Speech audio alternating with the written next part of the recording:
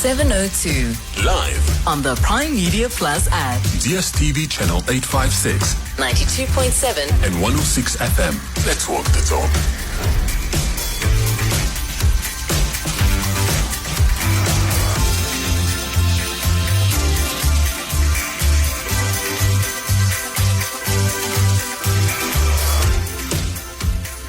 On a Friday, 6 minutes after 9. Thanks very much for joining us. Welcome to it. I'm Thabo, in for Clement. We're together till 12. Great having you with us on this start of a great weekend. I'm thrilled to be with you today because there's quite a lot to discuss, and I know that you never hold back. Whether you're challenging me or challenging the fellow 702 lenders, you bring it on, and you bring it on big. I expect you to do the same today. We've got quite a lot to discuss, but the team is here, and on my side of the studio, Abel presses the buttons. He's a technical producer and does complicated stuff to make sure that you and I are well connected and we can hear each other very well. On the side, the other side of the window, you have Sinazo together with Zintle. They are the bosses of the show. They put content together. They literally run this entire train, and of course you. Without you, we can't do anything at all. I always mean it, and it comes from the depths of my heart when I say you could be anywhere else, but you choose us, and we don't take that lightly at all. It's a business that we take seriously to keep you here with us. So thank you so much for tuning in. It means the world to us. We may disagree, and we should disagree as life presents itself. That doesn't mean that we're enemies or we hate each other.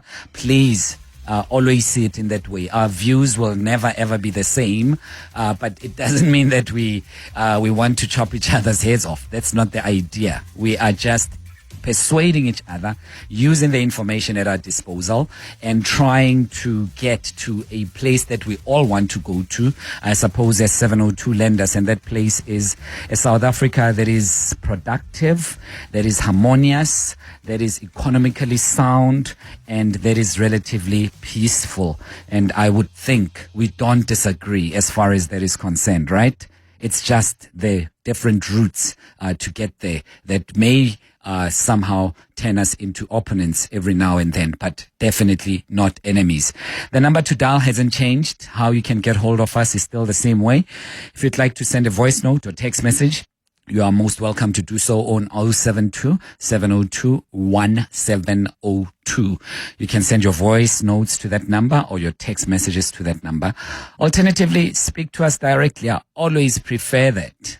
Biasedly, so I always prefer engaging you in real time. There's something to be said about that connection between you and I. You disagree with me, I disagree with you. We have some few exchanges. Some people are heated wherever they're listening from, and they also want to call in. It makes it a very worthwhile conversation and discussion. So feel free to do that on 011-883-0702. An open line from 9 to 10 o'clock.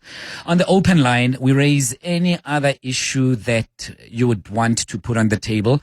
Please do not confine yourself only to things that we have seen in the media, that the newspapers have written about, that the social media has reflected on, the excerpts on TV news, or clips on radio. They don't necessarily have to be residing in that space as yet for you to bring them up. It could be things that have been troubling you or have somehow bedazzled you, sparked your interest, and you feel that the rest of the world should engage with that issue. And this is a platform to raise it. You set the agenda on the open line. You decide. I only propose one or two things, but generally you can deviate from the script and mention anything else that you feel the rest of us should know about. Speaking about proposing a few things for the open line, there is a proposal from President Trump, he of the U.S., that you know very well. He's proposing that the Department of Defense should change its name. The U.S. Department of Defense should change its name, and it should rather be known or called as the Department of War. Yep, he wants to call it the Department of War, and he says it's for the department to gain the warrior ethos and feel as though that those who are serving in that particular space are warriors because of what is happening currently in the world. You could agree or disagree with them, but the question that I'd like to bring forth to you, especially here in Mzansi, I would want to find out from you, is there a department that you think must change its name, or any department, ministry that should be replaced with something else? Let me make an example. I think there should be something like the Department of Future, in a sense that that department focuses itself on anything else that is visionary. It could be that it integrates all departments regarding rejuvenation, digitization, technology, but anything that has got to do with the future, not only confined to digitization, by the way, because that's not the only thing that will be happening in the future. There'll be much more than just digitization, right? And AI. There are other aspects of the future that we need to think about, because I think at times we are caught napping and other countries are setting the agenda for us. And so the Department of the Future would rather look far into the future and somehow determine the pace and hopefully drag all of us there. But the question that I have for you, which department does South Africa need? Which department does South Africa need? And that could benefit the country. And that must be pointed and significant, just as much as President Trump is saying that the Department of Defense in the U.S. must change its name and it must be known as the Department of War. Of course, processes will be undertaken and via Congress and everything else. So I wanted to find out from you if there's any department that you think South Africa needs, and that if given a chance, you would propose that we have that, right? But more interestingly, I don't know if you saw, it was a very interesting story about scams in the Citizen newspaper today. And they were asking, why is it that banks will not pay for those scams? Are you a victim, or have you been a victim of a bank scam wherein you lost a lot of money, and it was said that you authorized the transfer of money or the payments that you did not even authorize, or you could have done that tacitly, or somehow you were not even aware that you were doing it. And herein the bank says to you, sorry, we are not going to pay you. You were also involved, whether it was overtly or otherwise, we are not going to pay you.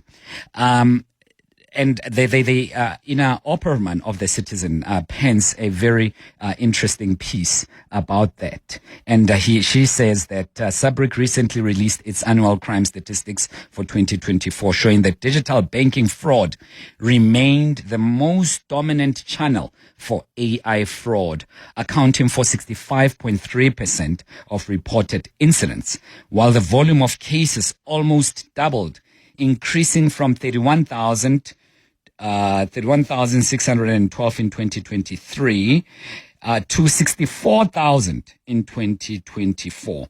But here's a big one. The losses, financial losses, they increased from 1 billion to 1.4 billion in the very same period. It shows that this sort of crime is on the rise. Well, they also mentioned that the South African Banking Risk Information Center warns that AI-driven scams, deep fakes, and social engineering are rapidly emerging as the biggest threats in the country's banking sector. So I wanted to find out from you, how much did you lose in a bank scam? Maybe you are circumspect of sharing the numbers with me, that's fine, but have you ever been a victim of a bank scam? And did the bank pay you back? How easy was that process if they did? What was your communication with the bank? And did they eventually give you your money, and were you satisfied with how things went? But also share about the scams.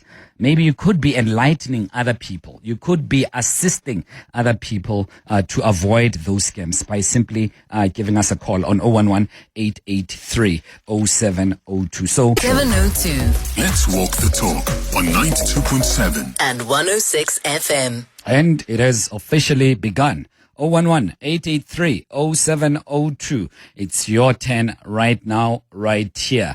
Chris, welcome. You're calling us from Joburg. Good morning, Thabo. Yeah. What can I tell you? Shock me, surprise me. How much time have I got? Well, make use of whatever is there. You're kicking off, so I'll be a little bit generous. Am I what? I'm saying I'll be a little bit generous. You are the Generous, first. okay. Yeah, you are the first in the queue. So kick us off, Yeah. please. Yeah, go ahead. Okay. Thabo, money stolen from my account by another customer of the same bank. That money was then used to buy cryptocurrency, Binance. Wow. And this all happened before lunch on the 2nd of January 2023, which was a public holiday. Mm.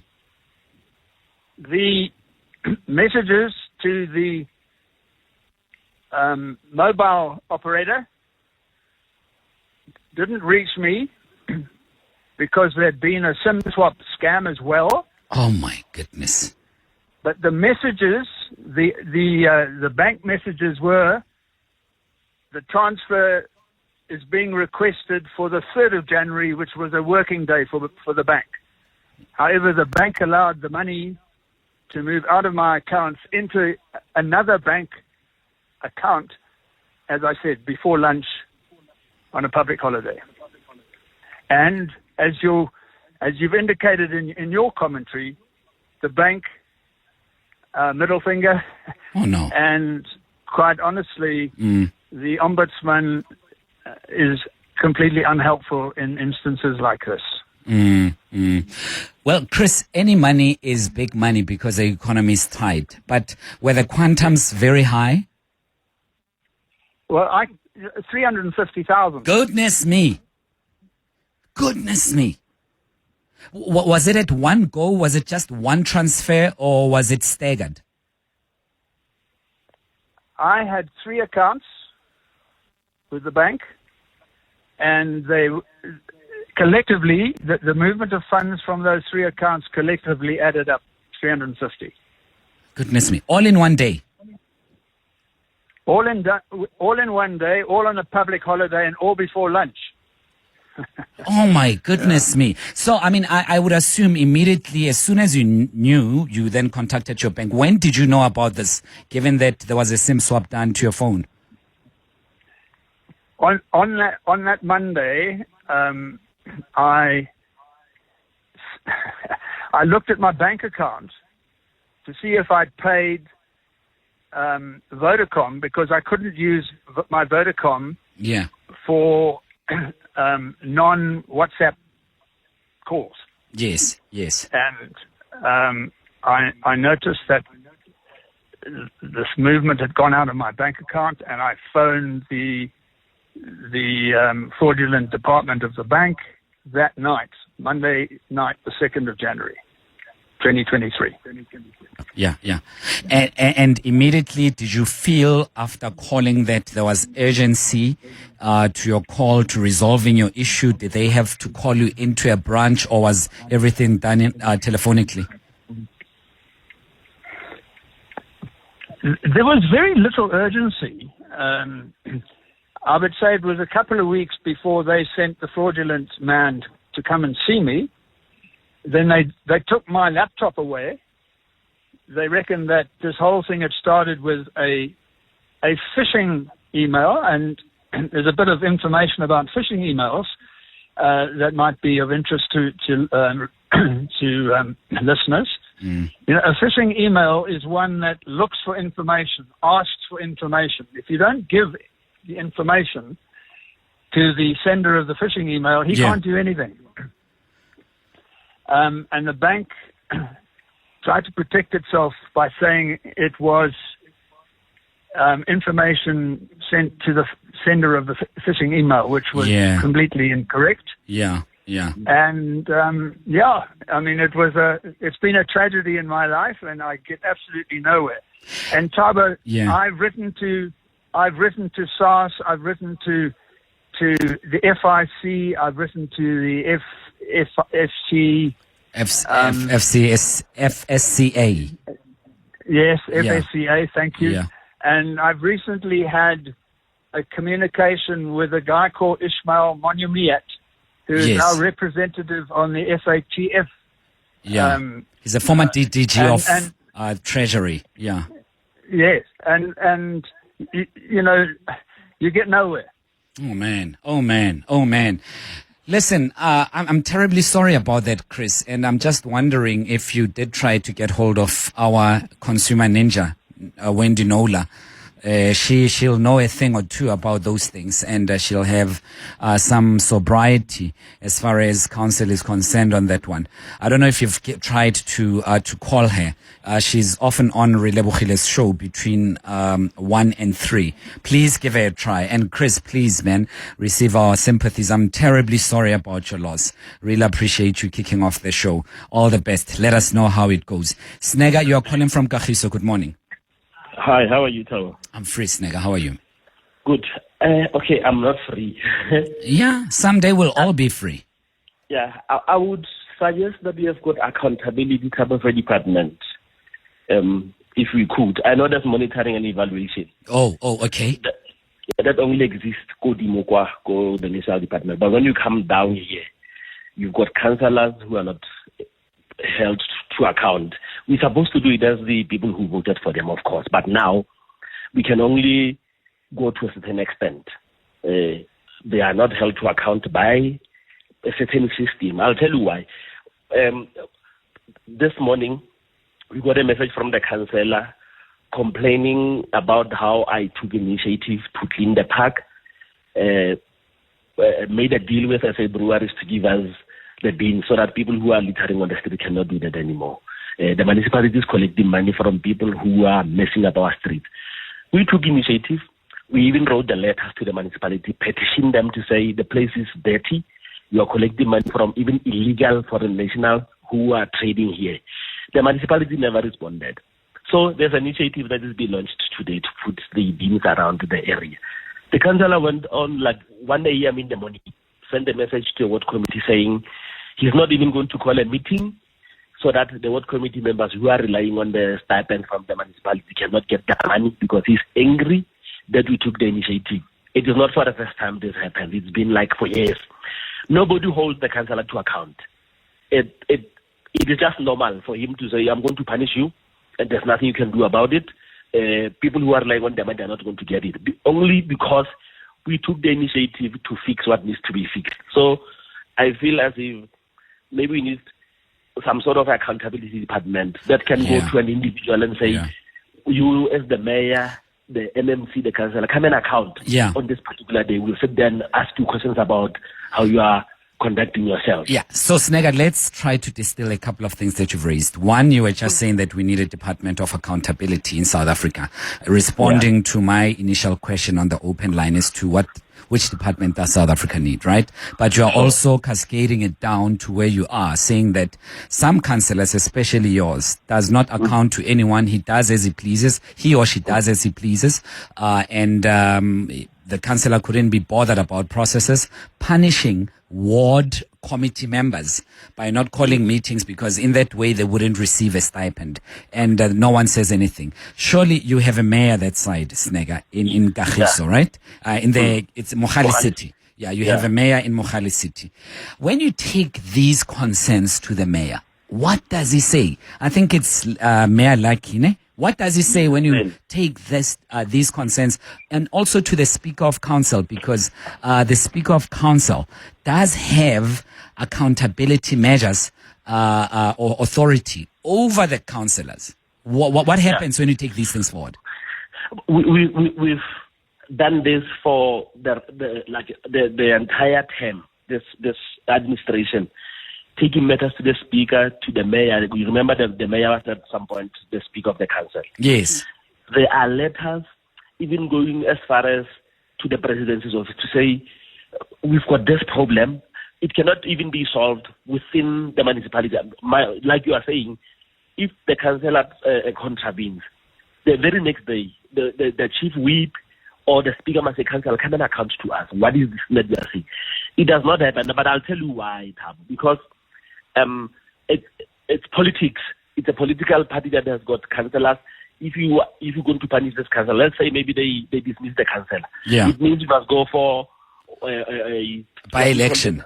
By-elections. Yeah, Chances because the are seat if you go for becomes vacant. by-elections, Yeah. you will not get your vote. Yeah, So yeah. they'll have to protect the system so that the councillor can remain. But what does the community say about their leader who takes offense to communities taking initiative to clean up, to be proactive? There are many wards that would love communities like that. I mean, what do the voters say? The voters who put this councillor into office, what do they say when all of these things happen? That they've got a councillor who is anti-productivity. Based on what you have given me, right? I haven't heard of what the councillor may be saying, but based on what you have said, what does the community say? Yeah, my community, I will talk about my Reservoir Ridge community, my block. They're very frustrated. They are trying their best to even say, we'll petition the municipality to come and talk to us about what is happening. The municipality stays away from those things. The community is frustrated. They are doing their best. But so that we are not long up, I'm saying at some point, we will need really to work on making the community active. This is active citizenry. We must go back and say to the community, in between you and the ballot box, there's life. You only see the community being alive when they're going to stay on that queue to vote. From there, the community stays away. So at some point, I think we must really go down and teach the community to say you must be active in between the elections. Yeah. Well, Snagger, thanks very much. Really appreciate it. And I know you've called on various occasions about your local councillor, your ward councillor. And I would love to hear from you. What's his name, Snagger? It's Velile Khumalo. Who, Khumalo? Velile. Well, thank you so much. Councillor Velile Khumalo, please get in touch. Do share with us. I would love to hear from you, your side of the story. This has come up so many times. I would love to hear from you. You are accounting to the public. You're voted into that position. I would love to hear from you. And we are mentioning your name because you are not a private entity. It's for public concern. Feel free to get in touch with us. I'd love to hear what you have to say, especially if it's before 10 o'clock. That would be great. Exactly 9:30. Let's walk the talk. 7:02. 25 minutes to 10 o'clock. You're on 7:02. By the way, we are on YouTube Live. If you'd like to check us out therein, feel free to do so. Also on my TikTok Live. So we've given you various platforms if you'd like to connect to us. Also via X, formerly known as Twitter. At Radio 702 would be your handle. At I am free TSM would be mine. What is yours? Let us know on 072 702 1702. Here's some voice notes. Hi, Thabo. I think maybe instead of the Department of Future, maybe we should call it the Department of Innovation, where innovation can take place every now and then. People can be innovative and can be encouraged to come up with some innovative ideas so that we can move forward and be in par with the first world countries. Thank you, Jeff Centurion. Good morning, Thabo. I don't know why President Trump chooses war instead of peace. He should call it Department of Peace. But I'm not surprised. He likes war. He is not a peacemaker. Thank you very much. Peter Maila Machaba from Letswap. Morning 702, morning Thabo. I think when it comes to government cabinet department, I think land reform and agriculture and environment fisheries must be one. Tourism and arts and culture, one. Public works and administration as one. And education, one. And also, Department of Women and Children should be scrapped. Hi Thabo, just your question with respect to government departments, any new departments and changes. I think step one, we should introduce Department of Government Efficiency, Doge, to sort out step number two, all the other departments, rationalize, look for ghost workers, dig into what people are actually busy working on and not working on. Are they doing their job? I can guarantee you that many aren't. Deal with government almost on a daily basis. It's impossible to reach these guys via phone, cell phone, or even at their offices. I think DOGE, Department of Government Efficiency, with a very strong mandate. Forget about the politics. Do the right thing for a change. And would Elon Musk become a minister of that department? Let us know. Very interesting. 22 minutes to 10 o'clock. And in case you're wondering what everyone else is speaking about and you've just joined us, we asked earlier on as we kicked off the open line, which is still open till 10, which departments should be merged together? Which departments does South Africa desperately need that are currently not there? And given an opportunity, which department would you introduce to our country? And this is on the backdrop of President Trump of the US seeking to change the name of the Department of U.S. Defense. And he would rather it's called the Department of War.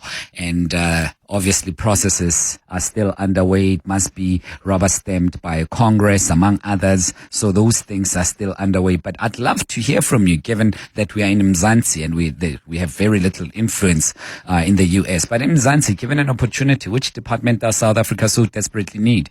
I remember when the Department of Small Business was introduced. I was thrilled. I was jumping up and down, and I think it was Minister Zulu who would be the first minister of that. I was excited because I strongly believe in the potential of small businesses, and I don't think we're doing enough to assist small businesses, and they can help us to really rev up the economy if they get the appropriate assistance. But it turned out to be a damn squib for me, at least. But for you, it could have been something different. So that's why we were asking about that. We also asked about bank scams. Have you ever been a victim of a bank scam? And did you get your way? Did you get your money back after all of that? Let us know on 072 702 1702. Sekate, you are in Brits. Thanks for your patience.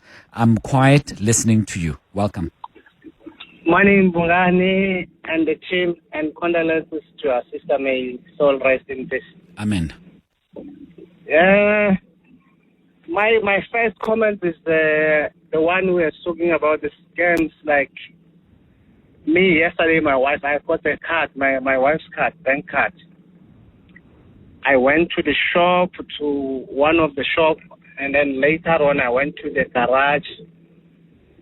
And then I'm sure I bought something like things was 65 rand. And then he phoned me, he said, did you try to buy something online for 513 rand or 500 and something? I said, no, I didn't. He said, no, my phone shows me that we are trying to buy something online. I said, no, I didn't. That's what I want to say about some of the people to be aware of it. And then the other thing, the second one and the last, is this thing of our government, the CCMAs. Maybe you are working, maybe they take you from work, you are no more longer working. And you don't know, you must go and claim within 30 days. They said to you, you must do something called condonation. Even though you make it a condonation, they decline it. I don't know about that, man. How can we do? And then where to go? If maybe they say go to do the condonation, you do the condonation, they say, and then it's like, No, we need to know where to go. Yeah. You understand? Maybe you are working, they didn't give you any cent. You are working, they didn't pay you. You are not aware of this. They fire you from work. You must go to CCMA within 30 days. When you go there, they tell you what to do. When you do that, it's still one and the same. That's my concern. Sure. I'll be wary of giving out authoritative advice or tips on that, Sikate, because I don't want to mislead people. We'll dig deeper into it, and perhaps there could be those in the labor space who understand those things far better than us. The last thing I would like to do is use the very little information and dispense it to everyone and putting people in danger. But your concern is very valid. Really appreciate it. I'm sorry, and I wonder about the card. Did you stop the card? Did you report it? No, my card. My wife phoned me this morning. She says she stopped the card. Okay. And then I said to her, now we must go to the bank to get the statement. Thereafter, go to the police to open a case about it. Yeah. I think that's a sober thing to do. Sekate Ray, thank you so much. My only objection is that you call me Bongani, and Bongani will argue that he's more handsome than me. So you're going to get into trouble with Bongani for comparing him to me. This morning I was saying Kabazele. The lady told me, no, it's not Kabazela. Yeah. No. But thanks. It's all on a light note, of course. 011-883-0702, 17 minutes to 10 o'clock. Who is next? Eunice in Kilani. Hi, welcome. Hi there, Thabo. Welcome. Thabo, I'd like to talk about I'd like to talk about this global flotilla that's attempting to break this illegal siege of Gaza. Yes. And it's called the Sumut Flotilla. Yes. Now, this is an initiative by about people from 44 countries, and the flotilla is going to be about 50 ships that are attempting to break the siege, where, as you see on television, famine and starvation is rife there. It's used as a weapon of war. You know, it's unbelievable. So amongst those that are going on this flotilla, you know, you've got the ex-mayor of Barcelona, you've got several Italian MPs there, and it's a wide range of people from across the world.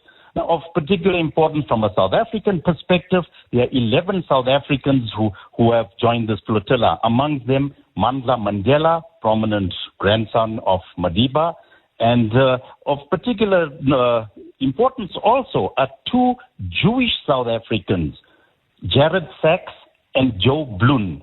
Both of them belong to the South African Jews for a Free Palestine. And this is a small grouping, but a vociferous group who've said that not in our name. This will not happen. What's happening in Gaza will not happen in our name. So, you know, it's very important that we follow this flotilla. We follow what's happening there, because if you could recall several years ago when there was a ship from Turkey, I think it was a Mavi Mavra, and, you know, the IDF soldiers went onto that ship and about 10 or 11 people were killed there.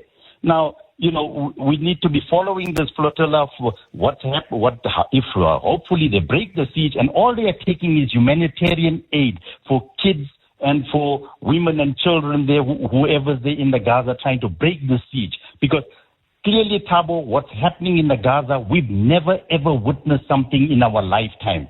And when people say never again, but it's happening now in our lifetime. We're seeing it. So our thoughts and prayers should be with this, with all the people from across the world on this flotilla. And I think it's a very noble gesture on their part.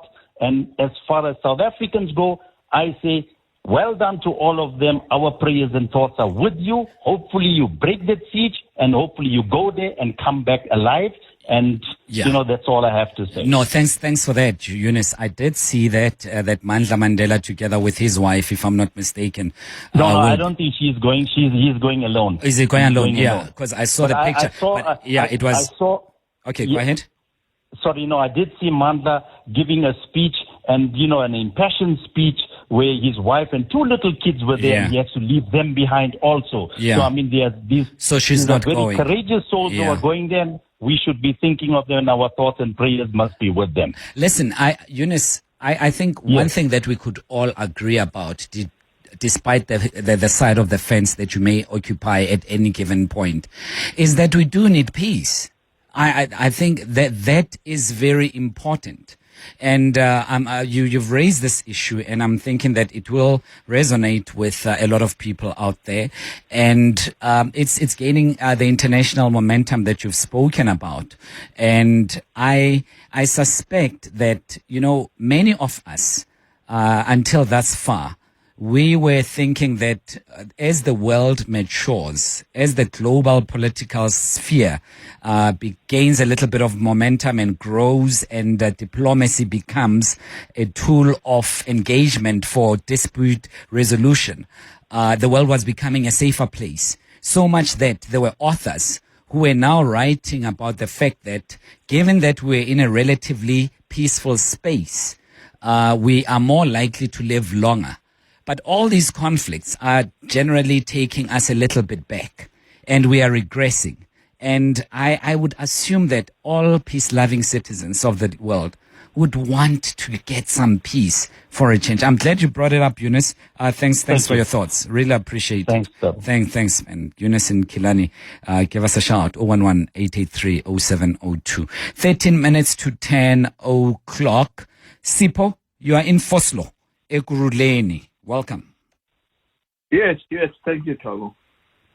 Man, I think I had a straightforward scam 2 weeks ago. I ordered some stuff online on these overseas online shops. And normally then they would send you a customs bill from their shipping company. And I got an email like that asking me to pay 74 Rand for custom duty. As I was going into my online bank, as I was about to enter 74 Rand, and I had already given most then my credit card number, they deducted 3,500. Whoa. And then sent me a screen immediately to enter an OTP because I have to authorize that amount. But the OTP screen was fake. They never sent me the OTP to authorize, and I never entered any OTP. And yet they deducted 3,500. And you went to the bank to tell them about this? I'm busy online with the bank. Okay. I mean, these days to go to the bank is pointless. Yeah. But what I'm trying to say is, did you get in touch with the bank physically or electronically? Got in touch with the bank last week. Had a back and forth thing with them. They said they were investigating. They come back to me and they say, MasterCard says it was authenticated by me. They call it 3D authentication. I suppose it's when I have to authorize the amount. Yes. But I'm saying, no, I never authorized the amount. I just entered my credit card details. But it seems like I'm stuck on that now, on that back and forth. But you authorized it. I say, no, I did not authorize it. All I did was to enter my credit card number. Yeah. No, Sipho, I think we must be at it. We must just keep knocking on the door. I truly wish, and I'm not saying all banks, I'm not saying in all instances, because I know banks will be touched in their studios if you say any critical word against them. Yeah. So, whilst it's not all banks, but we expect you to do better as banks. If you're a CEO of a bank, executive, work for the bank, we expect you to do better. Those excuses that you give us are somehow irritating. I'd rather you don't wait for a time where we just say enough is enough, and we take our business elsewhere. Honestly, the paternalistic attitude that we get from banks when these scams happen is irritating, and banks must do better. They must just do better. I mean, if you offend a bank in any way, they take a decisive action right here, right now against you. But when you are the one who's offended, they take forever. Oh, you need to do better as bank executives, as employees of those institutions. 9 minutes to 10. 702. Let's walk the talk on 92.7 and 106 FM. 011-883-0702. 011-883-0702. You're on 702 right now. Thabo in for Clement. We're together till 12. You've been sending some text messages. Let me give them attention. They came through on 072-702-1702. Hi, Thabo. I was a victim of fraud last August where criminals used my credit card to pay the toll gates in Mpumalanga, even though I've never lost my card. And I was right here in Gauteng. More than 10,000 rands was fraudulently used, but luckily for me, I got it all back after some sweat and tears and help from who? Consumer Ninja, Wendy Nola. Didn't I tell you to contact Wendy? Didn't I tell you? Next text is, it says, my father was a victim of a bank scam. He went to Nedbank to withdraw from his fixed deposit, but never got the funds. He wanted only half of his money, but the bank official released all the money he had in the account. I suspect the employees, as he never got the notification, but recourse what recourse do people have in a corrupt country? 011-883-0702. I would like to hear from you about this. Earlier on, I was lamenting the fact that banks need to do better, especially where you can prove that, listen, I was not even anywhere close to that place. And this authentication that happens, at times you need facial recognition when you're about to make a transaction, I suppose, over a certain amount, or if it's to someone who's not a beneficiary on your list, the banks would require you to authenticate with facial recognition, thumbprint, or anything of the sort. Having said that, knowing that you didn't go through all those processes and your money still disappears, shouldn't the bank take some measures to rectify that situation, to reimburse you, and to give you some bit of comfort? I think they must take some reasonable steps towards you as a client. But my fear, and this is just a fear, that a number of these are not reported. A number of these scams that are happening within the banking system may not be reported, because I suspect that the more they report, the less confidence you would have in the banking system. So very minimal, I suspect, comes forward. And we are saying this, if you've just joined us, on the backdrop of a very interesting piece that came out in today's edition of the Citizen newspaper, penned by Ina Opperman. And Ina was saying that it is a crime that has become so prevalent that almost all of us know at least one person who was the victim of scammers who called and pretended to be from the person's bank and then cleaned out their bank account. And apparently, from 2023, the numbers were at 31,612. And in 2024, they skyrocketed to 64,000. And the losses were at about 1 billion, and they have gone all the way to 1.4 billion. And various individuals are complaining that the OTP was sent to them. However, very little was done to the effect. I wanted to find out from you if you were a victim of a banking scam. 072 702 1702.